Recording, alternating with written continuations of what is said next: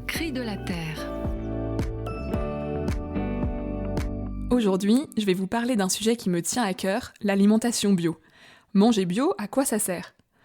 Alors, l'agriculture bio est née dans les années 1920. Elle s'appuie sur les équilibres naturels de l'écosystème et notamment sur la vie du sol, c'est-à-dire les êtres vivants divers et variés qui vivent dans le sol et le rendent fertile, depuis les micro-organismes jusqu'aux vers de terre. La bio n'utilise pas de pesticides chimiques de synthèse puisque ceux-ci tuent justement la vie du sol qu'elle veut favoriser. D'abord, manger bio est utile pour protéger les écosystèmes.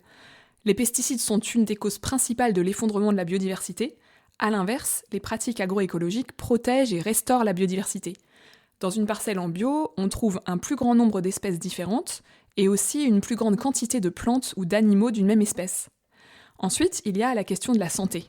On retrouve des résidus de pesticides dans la plupart des produits issus de l'agriculture conventionnelle. Or, il y a de plus en plus d'études qui montrent à quel point ils sont nocifs pour notre santé.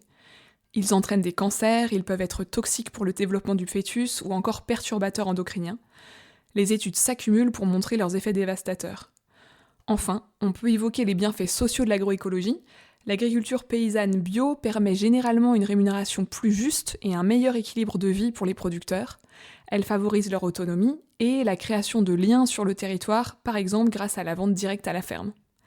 Alors, qu'est-ce qu'on peut faire chacun à notre échelle ? Je vous propose de faire une expérience pendant quelques semaines en achetant davantage de produits bio que ce que vous avez l'habitude de faire. Vous pouvez commencer par repérer autour de chez vous les commerces où vous pourriez vous fournir.